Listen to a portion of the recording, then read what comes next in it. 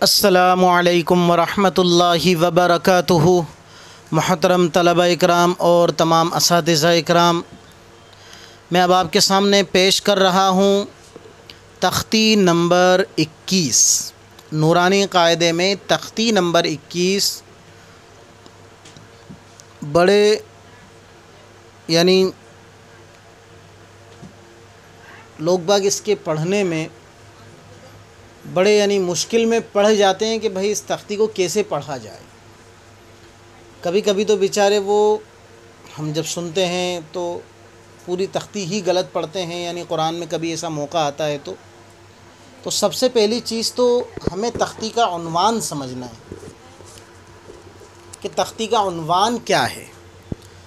तो नूरानी कायदे की तख्ती नंबर 21 का उन्वान और जो उसका टाइटल है वो है हुरूफ़े मुक़त्तआत। तख्ती नंबर 21 हुरूफ़े मुक़त्तआत। मुक़त्तआत का क्या मतलब? क़ता यक़तउ से भी हो सकता है, यानी काटना। तो ये बात बिल्कुल ठीक है मेरे हिसाब से कि भाई मुक़त्तआत जो है ये उसी का निकला हुआ है और इसके माना भी इसी पर आएंगे। क्या आएंगे कि वो हुरूफ जो काट काट कर पढ़े जाते हैं। मैं अपनी सादा ज़ुबान में आपको समझाने की कोशिश कर रहा हूँ।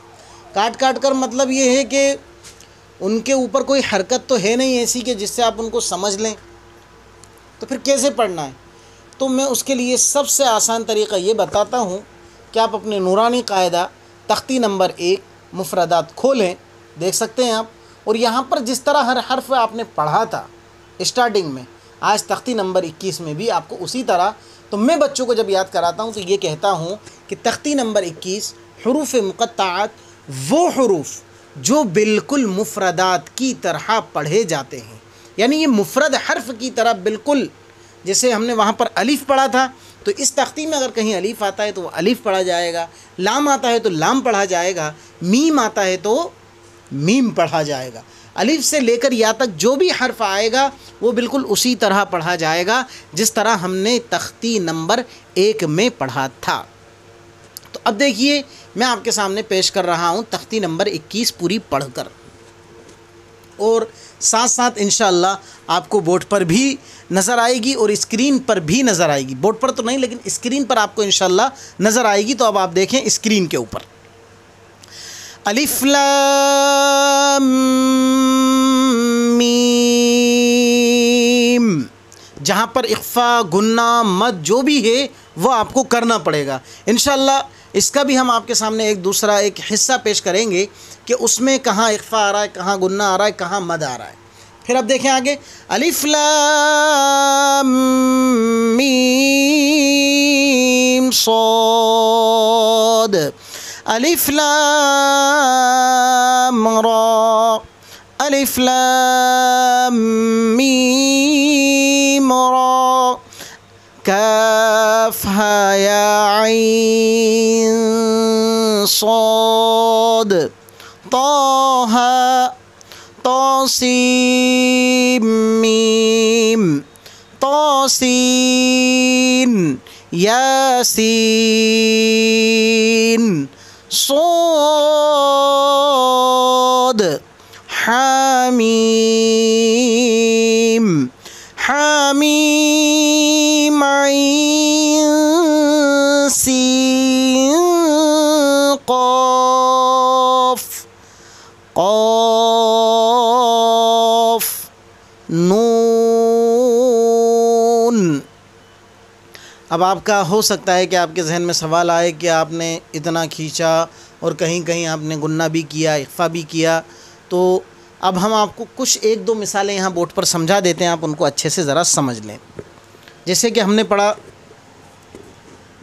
अलिफ लाम मीम, ये देखें अलिफ और ये लाम और ये मीम।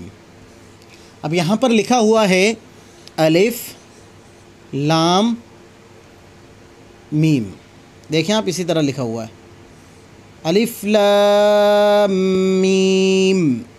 तो इसको कैसे पढ़ा जाए? इसमें अलिफ लाम मीम, अलिफ लाम मीम। तो ये क्यों हुआ? तो अभी तख्ती नंबर 22 में एक कायदा आपके सामने आएगा कि जैसे ये लिखा है ना लाम, तो हम इसे अब पूरा लिखते हैं लाम, लाम अलिफ ज़बर ला मीम साकिन लाम, फिर हम लिखते हैं मीम।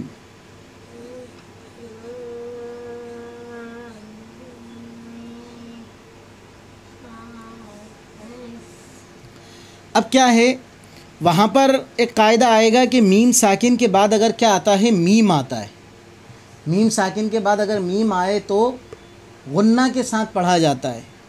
और यहाँ क्या है, आपने ये तजदीद देखी तो वो तजदीद हकीकत में इस मीम पर लगी हुई है। तो क्या लाम मीम, यानी जब इसको हम लिखेंगे तो ये इस तरह लिखा जाएगा। इसी तरह आइन सीन कौफ, आइन सीन कौफ। अब वो आइन सीन कौफ जो है वो पढ़ते हैं तो इतना इख्फा गुन्ना क्यों हो रहा है? तो देखें, ये आइन, ये सीन, ये कौफ, तो ये कैसे लिखा हुआ है? तो ये हकीकत में पढ़ने में जब आता है तो ये इस तरह पढ़ा जाता है, यानी आइनुन समझ लें आप थोड़ी देर के लिए अभी। आइनुन, सीनुन, ये सीन, सीनुन, फिर आप इसको कौफ, तो ये तो आसान है बिल्कुल।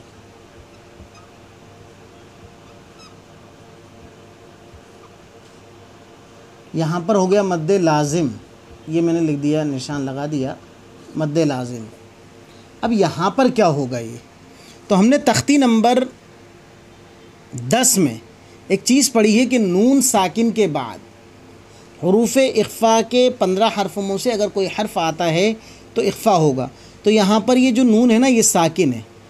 आइन सीन क़ाफ़, पढ़ने का ये तरीक़ा है क्या?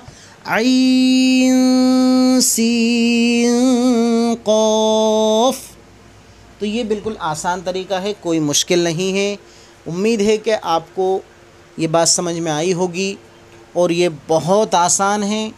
इंशाअल्लाहुल अज़ीम अगर आप हमसे डायरेक्ट यानी चाहें तो आप हमसे व्हाट्सएप पर या ईमेल करके आप हमसे इन चीज़ों को और भी अच्छे से समझ सकते हैं। और आप ऑनलाइन क्लास भी अगर ज्वाइन करना चाहें तो ऑनलाइन क्लास भी इंशाअल्लाहुल अज़ीम हम आपको पढ़ाने के लिए तैयार हैं। बस फ़िक्र ये है कि हमें कुरान करीम दुरुस्त करना है। इस फ़िक्र को लेकर अगर आप इंशाअल्लाह कोशिश करेंगे तो कोई चीज़ सीखने के लिए आपके लिए मुश्किल नहीं है। अस्सलामु अलैकुम वरहमतुल्लाहि वबरकातुहू।